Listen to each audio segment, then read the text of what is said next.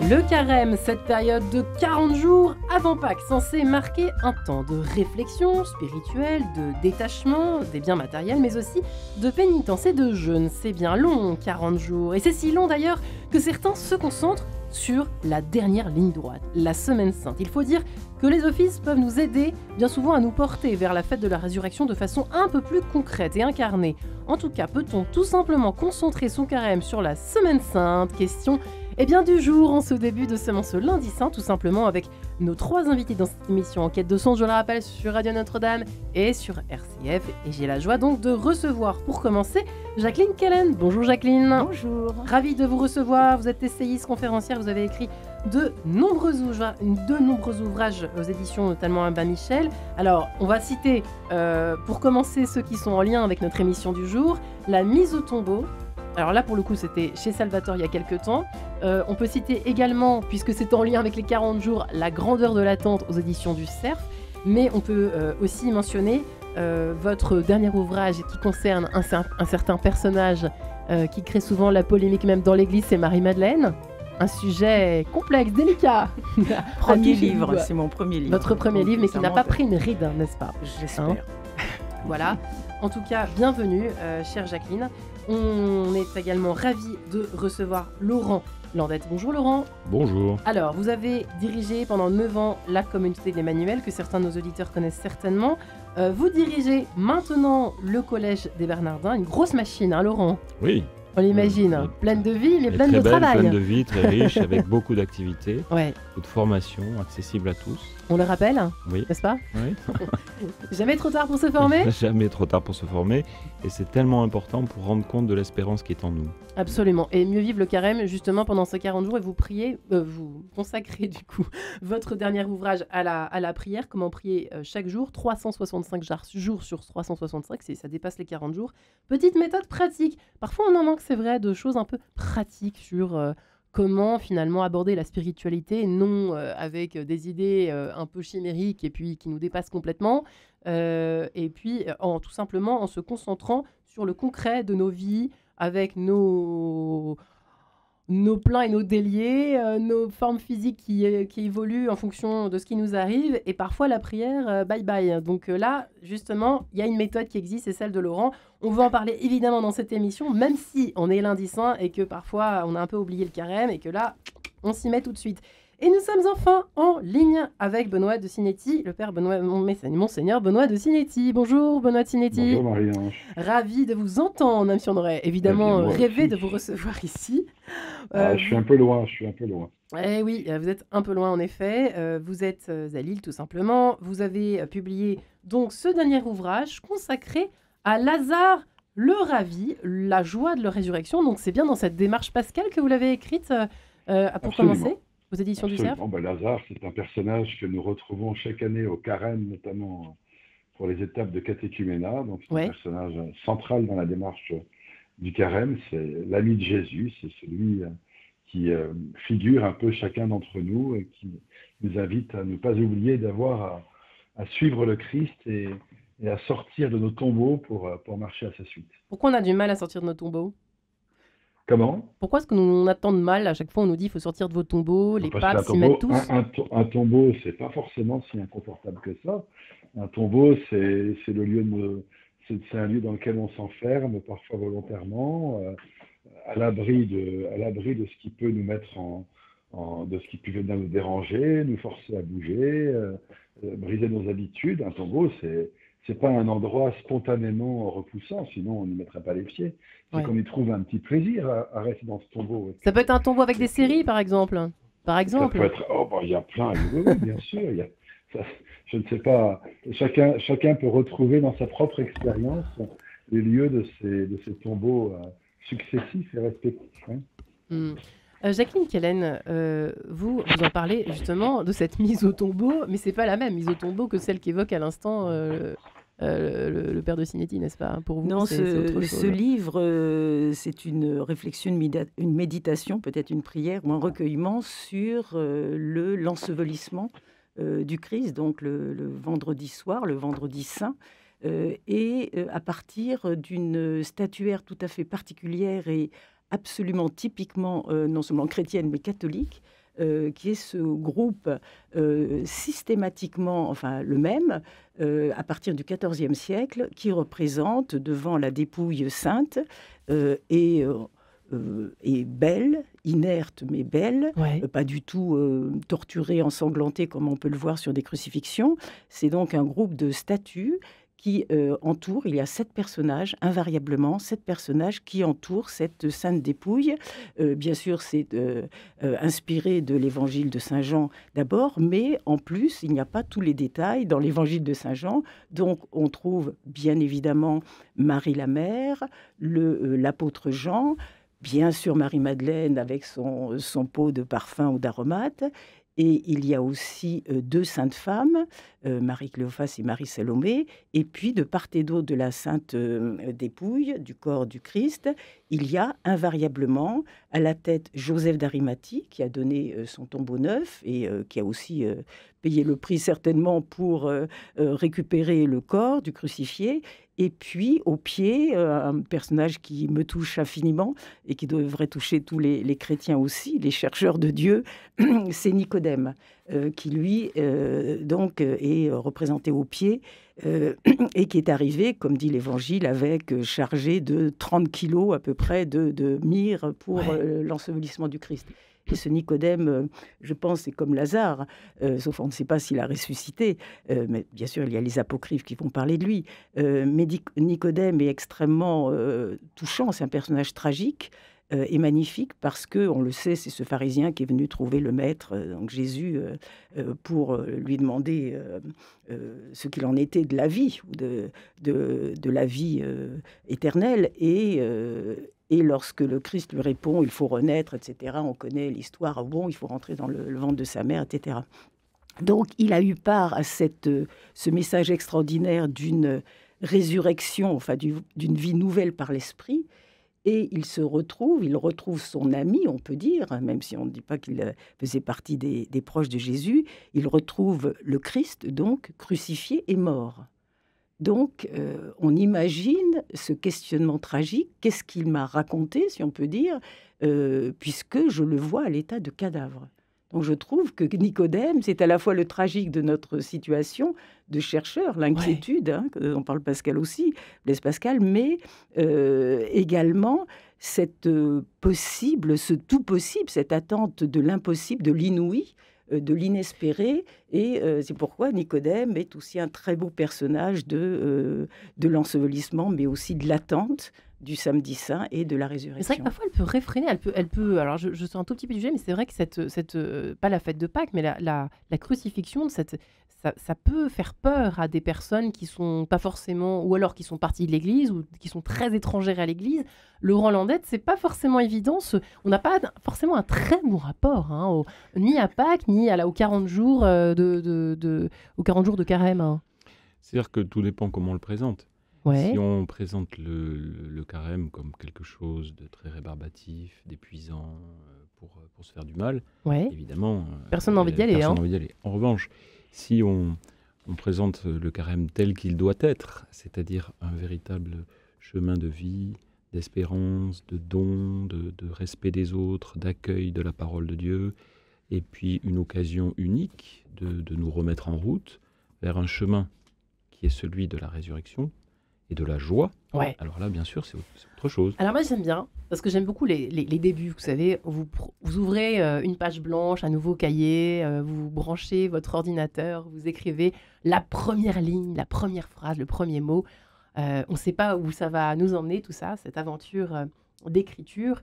Mais c'est un peu ça finalement, quand on commence à prier, quand on commence à rentrer dans une vie spirituelle, quelconque d'ailleurs. Hein. Et là, vous en parlez, premier jour, première semaine. Mhm. C'est le premier jour et la première semaine que se posent les fondements du temps que vous allez maintenant consacrer à la prière. Soyez bien attentifs à cela, c'est avant tout le moment de la décision, du choix, le moment de se jeter à l'eau. Le bon Dieu ne refuse jamais cette première grâce qui donne le courage, dites-vous, d'agir. Après cela, le cœur se fortifie et l'on va de victoire en victoire, nous dit la petite Thérèse. Mais c'est pas si simple, Laurent Landette, quand même, de continuer après quand on a commencé. Je crois que ce qu'il faut en tout cas, c'est se simplifier. Et c'est vrai que les chrétiens ont tendance à à vivre des temps de prière, lorsqu'ils Ouais. vivent des sessions, des retraites, des rencontres, et la foi se fortifie à ce moment-là. Mm. Mais la question, c'est après. Comment faire? Moi, ce que j'ai essayé de faire dans cette petite méthode pratique, c'est se mettre au service de tous ceux qui ne sont pas tout le temps en retraite, qui ne sont pas tout le temps en session par-ci, par-là, mais qui sont dans la vie courante et qui ont besoin, C'est-à-dire tout le monde, quoi. voilà, c'est-à-dire nous tous. Donc, comment commencer? Simplement. Voilà. Donc, avec 4 petites clés, qui sont d'abord faire silence. Ouais. Couper avec les bruits du monde, avec... Le tombeau du bruit, quoi. voilà, On va dire ça. exactement, pour faire écho à petit ce qui clin était d'œil. dit tout à l'heure. Donc, couper avec le bruit. Ensuite, se mettre dans une attitude d'écoute. Voilà. Parle, Seigneur, ton serviteur écoute. Ensuite, nous-mêmes, nous adresser à Dieu. Une troisième phase qui est celle de, on pourrait dire, de l'adoration prise au sens large. Hein. Tu adoreras le Seigneur, ton Dieu. Donc, s'adresser à lui, dire je, dire tu. Voilà. Avoir, comme dit Thérèse d'Avila, un commerce d'amitié avec Dieu, partant de la parole de Dieu. D'amitié. Pourquoi Voilà. elle dit un commerce? Parce que... En fait, c'est une formulation peut-être plus ancienne pour dire qu'il s'agit vraiment d'avoir un échange, voilà, au sens d'échange, de partage, voilà. Et puis partant de la parole de Dieu. Moi, je crois que c'est très important. Le référentiel absolu, c'est la parole de Dieu. Voilà. Et puis ensuite, une dernière étape, qui est celle d'ouvrir ma prière aux dimensions du monde. Et là, c'est là que je porte mes proches, les intentions qu'on m'a confiées, et puis aussi peut-être la réalité du monde et ses tensions. Père Benoît de Sinetti, au fond, ces 40 jours, est-ce que ça a toujours été 40 jours? Je me posais la question juste avant de commencer avec mes invités. Père Benoît de Sinetti, ça a toujours été vraiment 40 jours le carême, ou ça a été un peu symboliquement établi comme ça? Ah ben non, mais c'est même l'étymologie Ouais. du mot carême, hein, la quarantaine, hein, les 40, quoi. Oui, c'est 40 jours qui partent du mercredi des cendres et qui arrivent jusqu'au jeudi saint. Et après, il y a le Triduum pascal, donc le jeudi, vendredi, samedi, où on focalise de manière encore plus forte sur l'événement de la passion et de la résurrection de Jésus.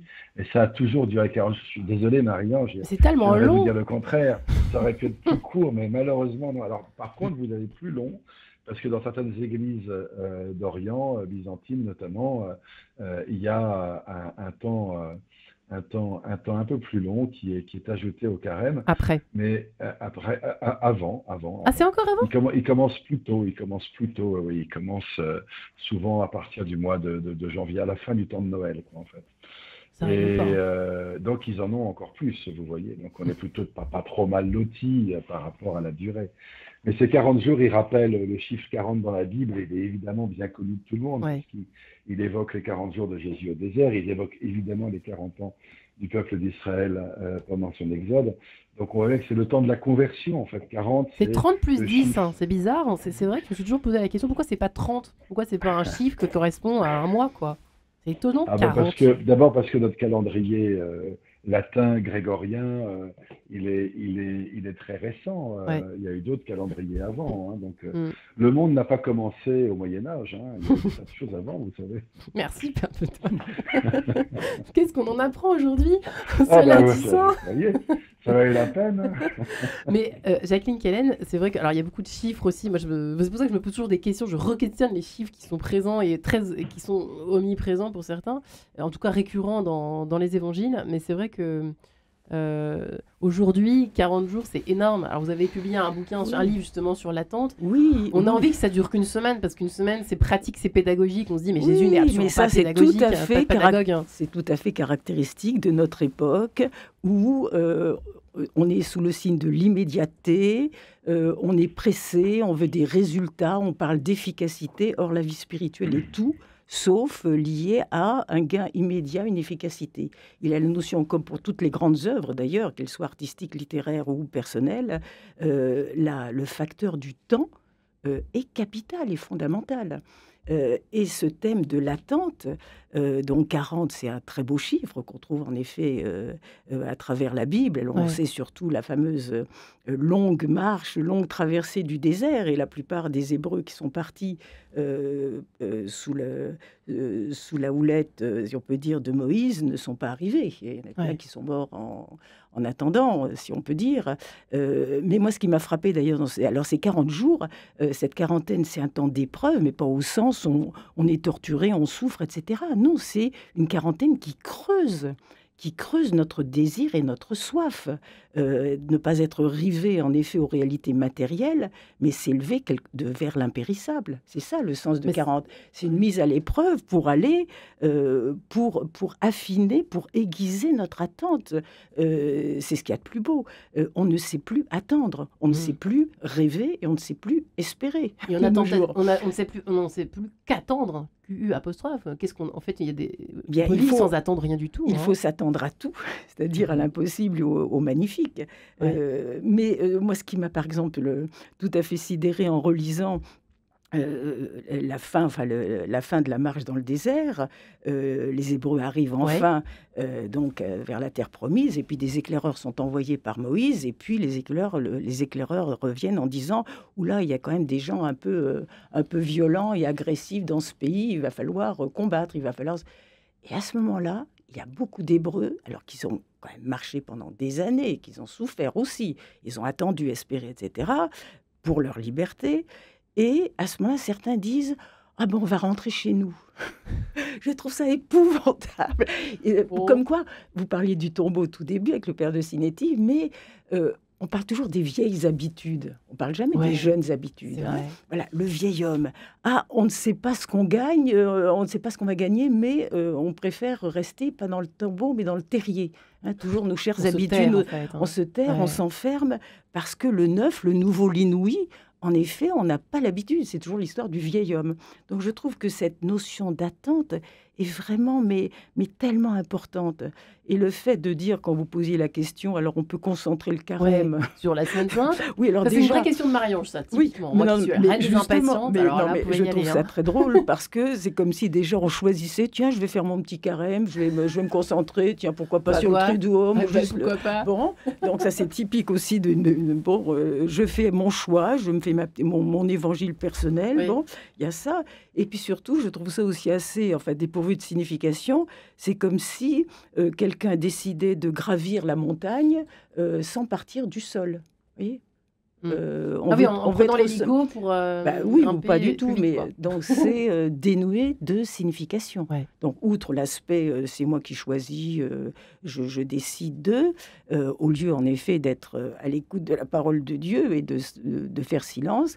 Et puis d'autre part, c'est tout à fait, on ne peut pas de même, la résurrection ne peut pas avoir lieu s'il n'y a pas la mort auparavant. Et ça, on n'arrive pas à l'admettre puisqu'on veut indéfiniment prolonger une existence au lieu d'accepter cette mort qui, pour les chrétiens, est suivie d'une possible vie éternelle. Eh bien ici, il y a l'exigence du temps et de l'horloge, si vous le permettez, sur Radio Notre-Dame et sur RCF. Michel Richard de Lalande, pour nos oreilles tout de suite, avec ce Docebo Unicos. À tout de suite.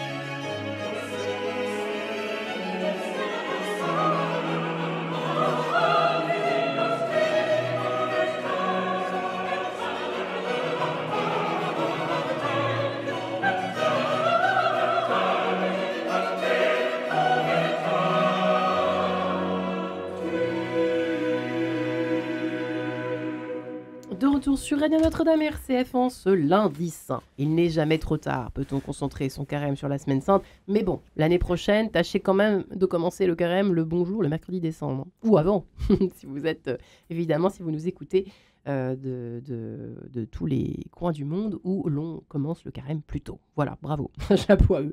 Le Rolandette est avec nous, lui qui vient avec son ouvrage justement consacré à la prière et sa méthodologie, si l'on peut dire, comment prier chaque jour, petite méthode pratique, 3e édition. Je vois ça. C'est ça, 3e édition. J'avais bien l'impression que j'avais déjà vu quelque part cette méthode. Ensuite, Lazare, le Ravi, la joie de la résurrection. Nous sommes dans le thème avec le père Benoît de Sinetti aux éditions du Cerf. Et enfin, Jacqueline Kellen et son dernier ouvrage, enfin son ouvrage en tout cas, consacré à notre sujet du jour, qui est la mise au tombeau qui n'a pas pris une ride, aux éditions Salvator, et puis surtout Grandeur de l'attente aux éditions du Cerf, qui est à découvrir dans les bonnes librairies, bien évidemment. Alors, nous avons parlé de beaucoup de choses en ce qui concerne effectivement cette durée, ces 40 jours. Vous m'avez un petit peu... vous m'avez cloué le bec, si je puis dire, Jacqueline Kellen, en me disant écoutez, c'est un peu facile, vous prenez l'hélico pour vous élancer vers la fête de Pâques. Père Benoît de Sinetti, est-ce que c'est choquant quand même? C'est vrai que on se pose souvent un peu la question, on oublie. Au début, on commence. Je trouve qu'au début, on a un peu de la bonne volonté, comme ça, mercredi, on dit oui, cette année, allez, je vais faire un bon carême, etc. Et puis, nous vivons dans un monde quand même où les tentations sont fortes, etc. On va pas refaire le monde en 52 minutes. Mais très souvent, on arrive à la mi-carême, ça file comme le vent, on a le boulot, on a la vie, etc. On court à 1000 à l'heure. Et puis arrive la semaine sainte, flûte, j'ai encore raté le carême. Est-ce que c'est pas un peu vrai quand même, Père Benoît? Sauf vous, bien évidemment, qui avez vécu le carême. Je vois que vous me connaissez bien. Mais quand même. Non, mais je pense que oui, on peut tous être traversé parfois par ce découragement ou ce sentiment en tout cas. Mais c'est aussi parce qu'on oublie, me semble-t-il, que le carême, avant d'être un moment où on est invité à faire des choses, c'est d'abord un temps où on est invité à être, c'est-à-dire à modifier considérablement notre manière d'être pour se rendre plus disponible à la présence du Christ. Enfin, c'est tout ce que vous évoquiez tout à l'heure avec Laurent Landette sur la prière. C'est-à-dire que l'immense défi du carême, c'est pas d'abord dans les choses qu'on va accomplir, c'est dans la manière dont on va chercher à se rendre disponible. Et moi, souvent, quand je rencontre des gens qui viennent quelques semaines après le début du carême et qui viennent discuter avec le prêtre que je suis, ou se confesser, ou se confier, et qui disent, bon, ben, mon carême, j'ai l'impression que c'est foutu, et de toute façon, j'avais pris plein de résolutions. C'est un peu comme le 31 décembre. On prend des tas de résolutions pour l'année qui vient. On dit, on va arrêter de fumer, on va, je sais pas quoi, on va manger moins de trucs, on va faire plus de sport, ou que sais-je. Puis on s'aperçoit que le réel résiste quand même pas mal, et que parce que prendre des bonnes résolutions, c'est très important. Essayer de les mettre en pratique, c'est très important. Mais le carême, encore une fois, c'est pas d'abord sur la question de qu'est-ce que je peux faire de plus, c'est comment permettre que ce que je fais puisse être fait autrement, c'est-à-dire plus en présence du Christ, plus avec un désir de rencontrer celui que je veux suivre, de le connaître, de l'accueillir. Vous voyez. Et donc, c'est tout un tas de dispositions qui sont d'abord des dispositions intérieures. Souvent, on compare le carême, on dit que c'est le ramadan des chrétiens. Ouais. En fait, on n'a pas raison de dire ça. Mais, bien sûr que, il peut y avoir une apparence qui s'en approche. Donc, on peut le dire sans mauvaise intention, parfois par méconnaissance ou par inculture. Mais le carême, c'est pas d'abord un temps, encore une fois, où on doit mettre en pratique des tas de choses et des tas de paramètres, etc. C'est vraiment être plus en présence de Dieu. Voilà. Donc, c'est pas d'abord une question de nourriture, une question de ceci ou de cela, c'est une question de désir. Et de voir comment le désir que j'ai de suivre le Christ, si j'ai pas le désir de suivre le Christ, franchement, j'ai pas de temps à perdre à faire le carême. Ouais. Ça n'a aucun sens. D'accord. Ça n'a aucun sens, vous voyez. Vous parliez de l'essentiel tout à l'heure. Je ne sais pas ce que vous alliez dire, Laurent Landette, mais c'est vrai que ça me fait penser à ce que vous disiez, ce que dit le Père Benoît, sur en fait, on se complique tellement la vie, j'ai l'impression qu'en fait, on lâche tout, quoi. Oui, et puis je suis très touché par ce que vient de dire le Père Benoît, parce que en fait, je crois qu'on a parfois tendance aussi à être dans une attitude de rubricisme, en fait, on essaie de légaliser tout, alors qu'en fait, ce à quoi nous sommes appelés, c'est à la joie. Et puis, je crois que on peut pas sans cesse faire porter un poids de culpabilité, Ouais. alors qu'en fait, le carême est fait pour nous préparer à notre salut, et ce ne se vit pas à la force du poignet.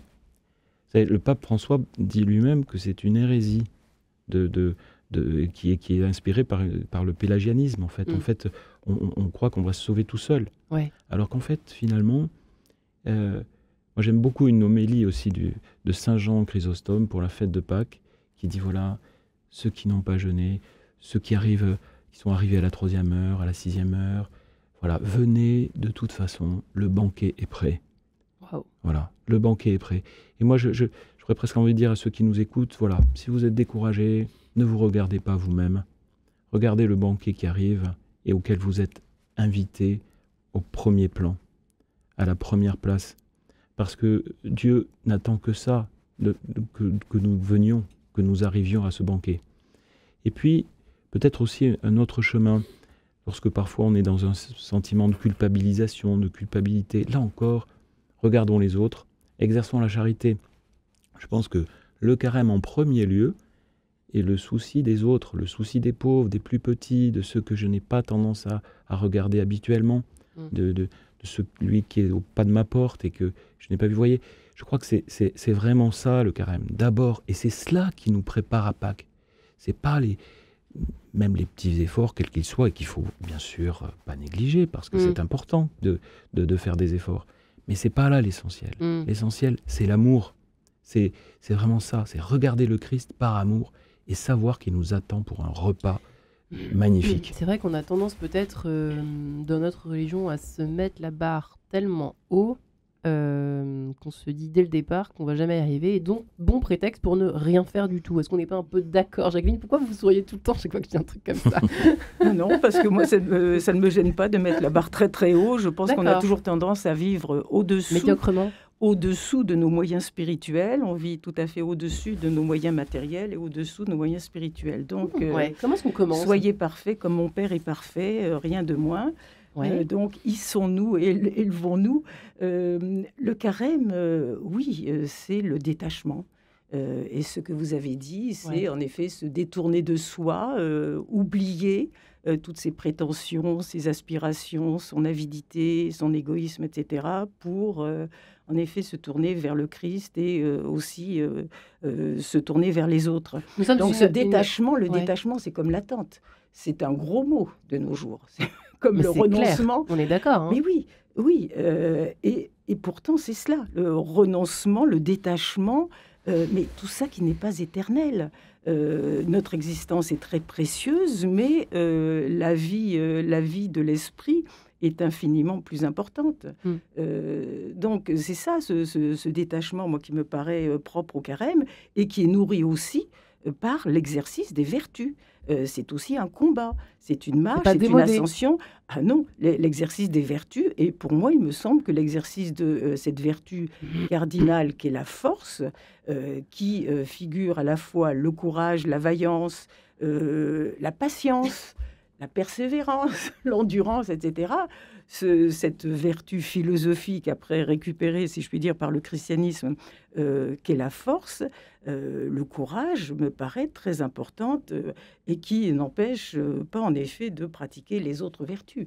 Mais il me semble que c'est ça qui nous aide à gravir la montagne. Ouais. Même si on en parlait entre nous pendant ces quelques secondes de pause musicale, première trêve musicale, Père Benoît Trinity, à l'image de Lazare, on est tous un peu... nous sommes tous un peu, j'imagine, dans des sortes d'entre-deux, en tout cas de nombreuses fois dans nos existences et dans nos cheminements spirituels. C'est peut-être ça le plus difficile parfois à redresser pour se remettre un petit peu dans des rails un peu plus rectilignes, si je peux dire, en tout cas dans un chemin moins entre-deux, quoi. C'est pas évident de sortir de l'entre-deux, au fond. Non, d'autant plus que, en fait, je pense que la pratique des vertus, pour nécessaire qu'elle soit, pour grandir et pour avancer dans la vie, elle nous ramène régulièrement à nos propres impuissances. C'est-à-dire que nos forces s'épuisent, qu'elles soient physiques, intellectuelles, et on est en permanence rappelé à la réalité de notre existence, qui est une existence mortelle et donc fragile.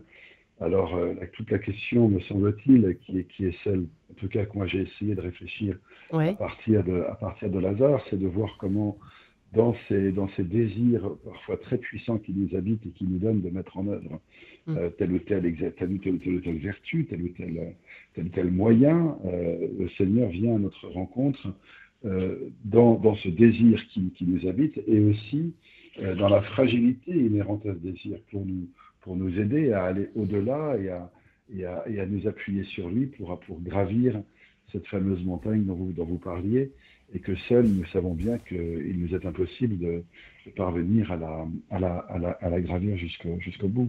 Ouais. Et Laurent, finalement, ouais, pardon. Lazare, si vous voulez, il fait cette expérience, me semble-t-il, c'est toute la question du tombeau de Lazare dans l'évangile de Jean.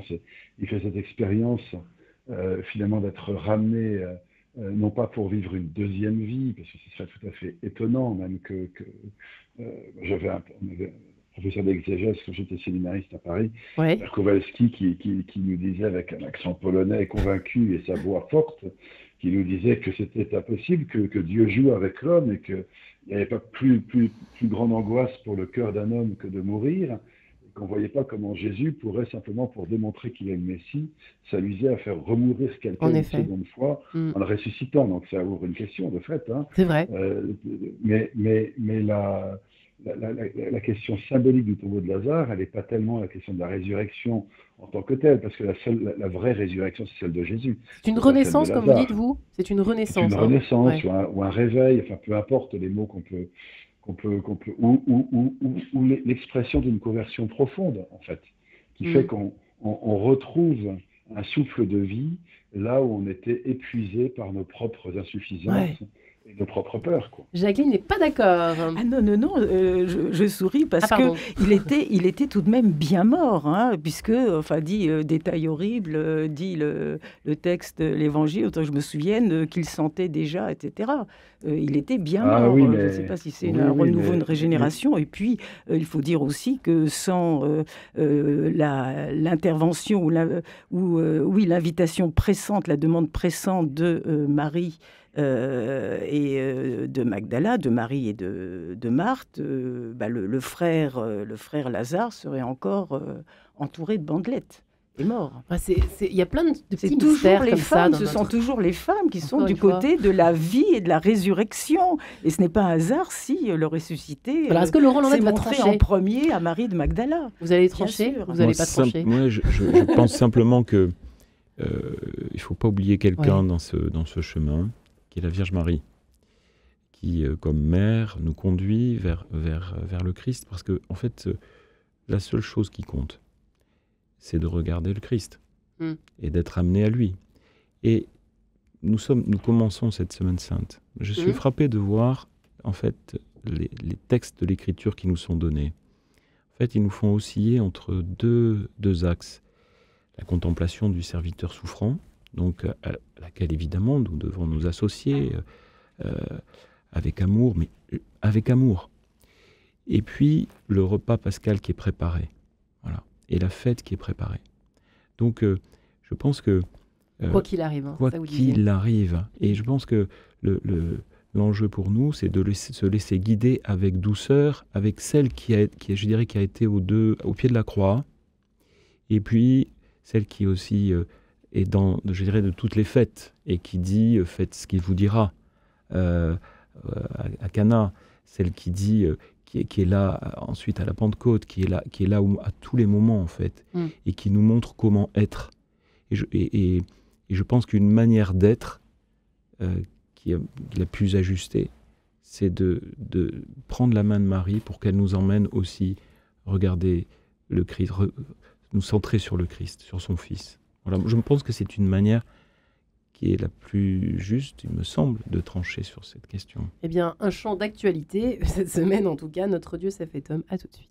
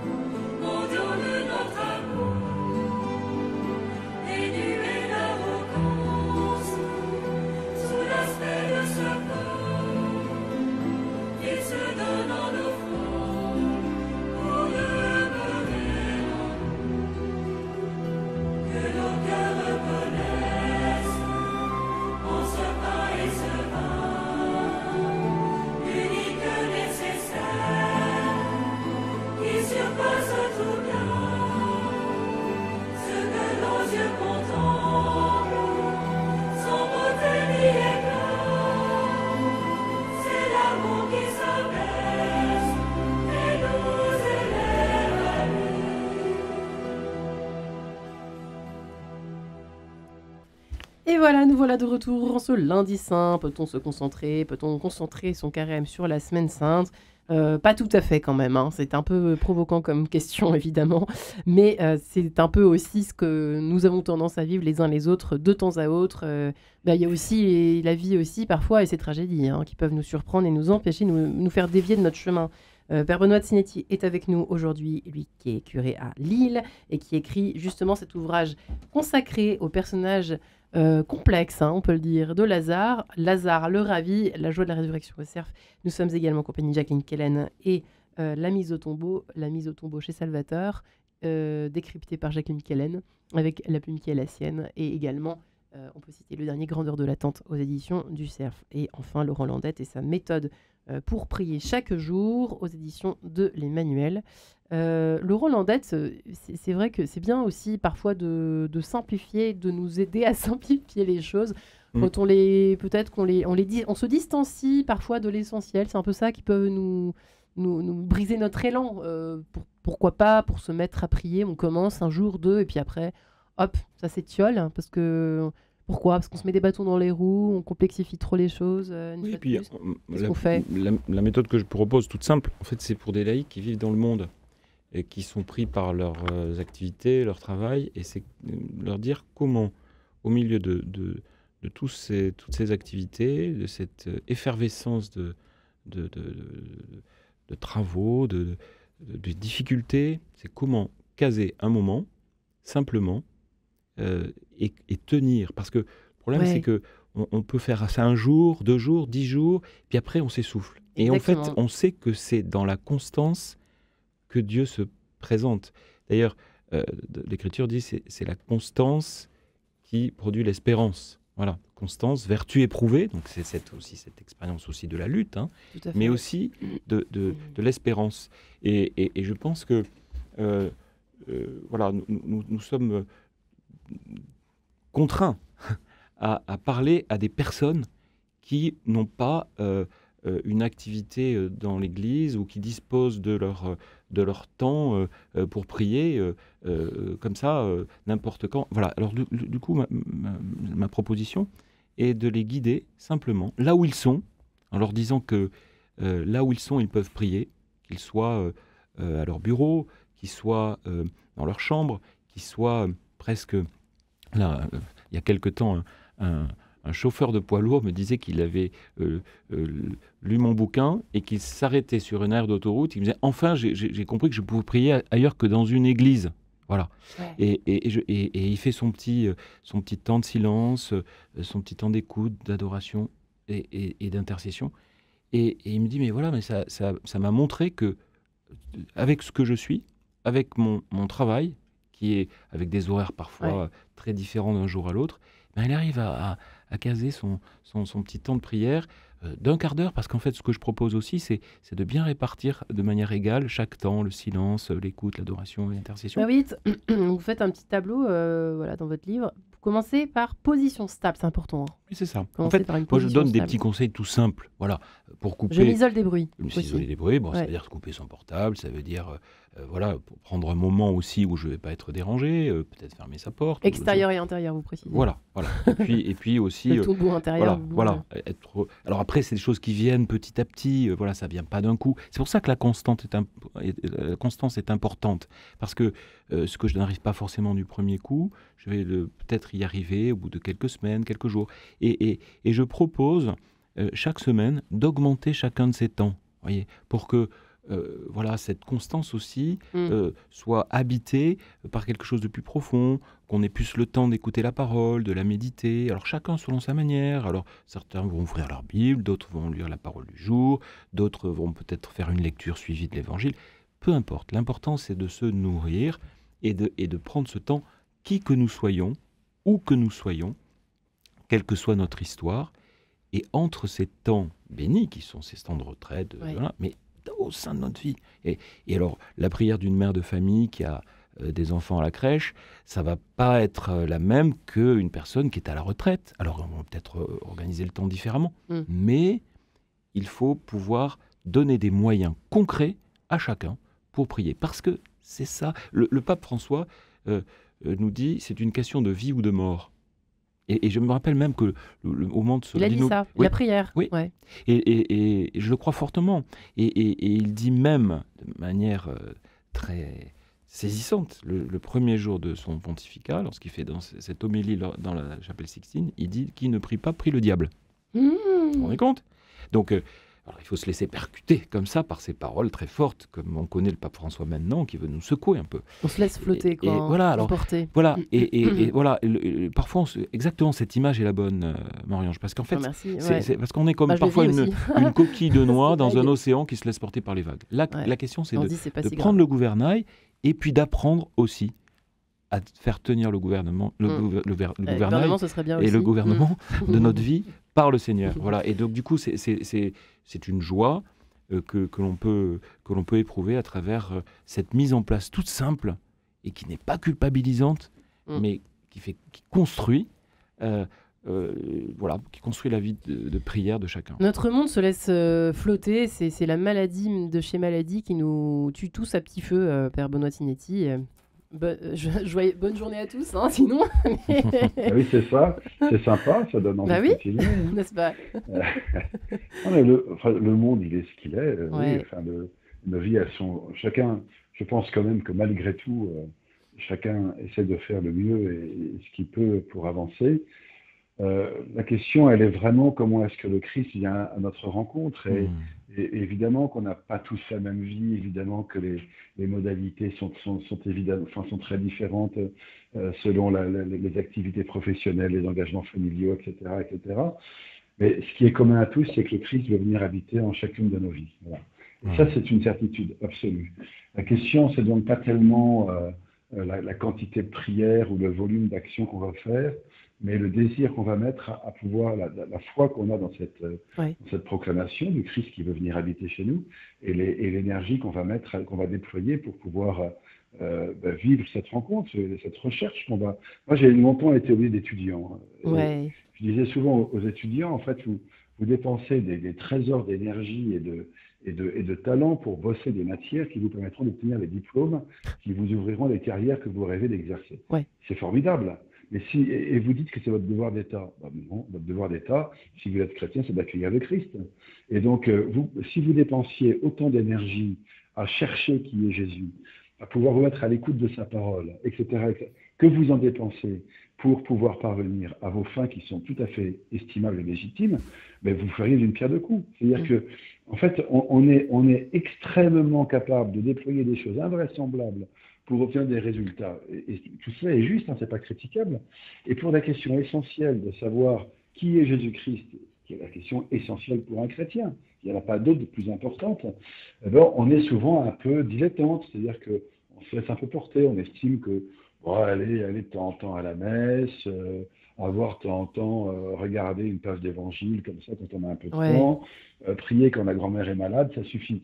En fait, ça suffit pas. Ça suffit pas. Le chrétien, c'est celui qui suit le Christ. Et ça, c'est pour moi, c'est l'immense ouverture qui s'est produite, même si on a toujours enseigné ça, et qui s'est produite à l'époque moderne où nous sommes, c'est qu'on nous montre que la sainteté, c'est-à-dire cette suite du Christ, elle est ouverte à tous, puisqu'on canonise aujourd'hui, non pas simplement des papes, des évêques et des prêtres et des religieuses, comme on a fait majoritairement pendant des siècles, mais on canonise des gens qui ont des vies laïques, parfois absolument ordinaires, qui n'ont rien fait d'exceptionnel, ils ne sont pas rois ou reines ou princes ou que sais-je, et ils sont absolument dans la vie ordinaire, comme pour manifester que cette extraordinaire de la rencontre avec le Christ, elle se situe dans la vie ordinaire des gens et dans la vie des gens ordinaires. Ouais, et la vie ordinaire est faite de petites et de grandes tragédies, et peut-être effectivement... Et de joie aussi. Oui, pourquoi je pas suis en mode tragédie aujourd'hui, hein. Je suis d'humeur fort tragique. Qui vous arrive je sais pas. Comprenez-vous, Marie-Ange. Je suis en quête de sens, c'est évidemment. Ouais. Jacqueline Kellen. Non, mais j'approuve le côté, je pense aussi, on veut édulcorer souvent le christianisme. Oui. Moi, j'insiste, c'est une religion tragique. au sens, en effet, il y a d'une Incarné, part, quoi, c'est ça que vous voulez dire. non, non, tragique, au Ah. sens, il y a la mort. Il y a la mort. Notre vie est limitée. Donc, il s'agit, quel est l'enjeu, quel est le défi de rencontrer l'infini, en effet, qui est le Christ, ou qui peut s'appeler Christ, dans une vie limitée, mortelle, faillible, etc. Donc, c'est tragique. Alors, je vais insister sur ce tragique. Ça sert à quoi si c'est tragique, alors? Et bien justement, de nous réveiller ou de nous tenir en éveil, d'être vigilants, veiller et prier, de ne pas remettre à plus tard, de ne pas dire tout ça, ce n'est pas important, etc. Toujours se redresser et retrouver l'axe. Et moi, il y a une phrase, justement, alors je vais dans le sens tragique, mais faite pour réveiller. Alors, il n'est certes pas canonisé, mais l'immense philosophe Blaise Pascal, qui, lui, a eu cette expérience mystique, qu'il a notée, donc ça s'appelle le mémorial, et il y a une très belle méditation sur Jésus au Jardin des Oliviers, qui fait partie de ce qu'on appelait les pensées. On sait que ce sont des fragments de l'apologie de la religion chrétienne. Et il dit, en réfléchissant, et c'est vrai que c'est un moment, mais abominable, je trouve, dans la Passion du Christ, c'est lorsqu'il demande à ses 3 apôtres, Pierre, Jacques et Jean, donc ces 3 apôtres qui l'ont vu transfigurer, c'est ça qui est encore plus affreux, si je puis dire, ou lamentable, parce qu'on peut se mettre à la place de ses disciples qui s'endorment. Il est au mont des Oliviers et il demande, c'est la nuit d'agonie, la nuit avant son arrestation, il demande à ses 3 amis de rester avec lui et de prier. Et ils s'endorment à plusieurs reprises. Et ils s'endorment en plus. Hein. Et Blaise Pascal dit « Jésus sera en agonie jusqu'à la fin du monde. Il ne faut pas dormir pendant ce temps-là. » Wow. Et je trouve ça extrêmement... Alors, ça peut être non pas démoralisant, en disant, bon, ben, on ne peut rien faire, on est des pauvres bêtes. Il ne faut pas s'endormir. Il ne faut pas s'endormir. Oui, et puis il dit aussi, après, il y a très belle chose, il fait parler le Christ sur la croix, en disant... à chacun de nous, console-toi, tu ne me chercherais pas si tu ne m'avais pas trouvé, ça on connaît la phrase. Il dit, je pensais à toi pendant mon agonie, j'ai versé telle goutte de sang pour toi. Ça, c'est tragique, mais c'est magnifique. Et si on se disait ça un peu plus, peut-être que c'est vrai. Ah oui, oui, c'est pour ça. C'est ça. C'est certainement pour ça que nous sommes hein. appelés à rendre amour pour amour. Voilà, jusqu'où va l'amour. La question, c'est ça. C'est l'enjeu majeur de ce carême. On ne veut pas s'en rendre compte. C'est rendre amour pour amour. Ouais. Et on n'aime pas s'en rendre compte. Non, se rendre compte de ça. C'est ça. Et puis on a tendance aussi à se laisser gagner par la désespérance. Moi, il y a une parole que j'aime beaucoup dans l'Épître aux Hébreux, c'est ne nous laissons pas sans fléchir d'affermir notre espérance, car il est fidèle, celui qui a promis. Voilà. Dieu est fidèle. Lui ne s'endort pas, ou même s'il s'endort, il veut qu'on le réveille. Et puis, il est là, et il veille. Voilà, il est avec nous. Et Lazare nous prouve qu'il ne faut pas s'endormir aussi, Père Benoît Tinetti. C'est un grand réveillé, au fond, Lazare. Point d'interrogation. Oui, c'est un grand réveillé. Et s'il est réveillé, précisément, c'est qu'il s'est endormi. Exact. Et qu'il a été réveillé par le Christ. Ouais. C'est-à-dire que tout ne peut pas reposer... Enfin, la puissance du christianisme, c'est que précisément face à cette tragique situation humaine, qui pour le coup est tragique pour tous les hommes, quelle que soit leur culture et leur religion, ce sentiment mortel, il nous habite tous. Face au tragique de cette situation humaine, le Christ vient nous réveiller pour nous empêcher de sombrer dans une espèce de fascination de la souffrance et de la mort. Moi, je suis toujours très frappé que dans l'Évangile, Jésus ne cesse d'être interrogé par des hommes sur le sens de la souffrance, et qu'il répond toujours en leur faisant lever les yeux vers le ciel. Voilà. En fait, il ne cherche pas à leur donner une explication permanente du pourquoi, du comment, mais il leur montre les portes du ciel. Voilà. Regardez la bonne direction, décidément. C'est vraiment où sont les portes du ciel, et nous croyons, parce que nous sommes chrétiens, que c'est le Christ qui nous les indique. Eh bien, j'ai presque envie de dire Alléluia, mais c'est trop tôt, donc on attendra dimanche. Je vous remercie infiniment, cher Père Benoît Tinetti. Merci pour ce beau livre, Lazare le Ravi au Cerf. Merci Jacqueline Kellen et votre attente, cette grandeur de l'attente, également aux éditions du Cerf. Et Laurent Landette, merci pour nous apprendre et nous avoir appris à prier en 52 minutes, avec comment prier chaque jour dans ce livre. En tout cas, c'est plus complet, les éditions de l'Emmanuel. Merci les amis.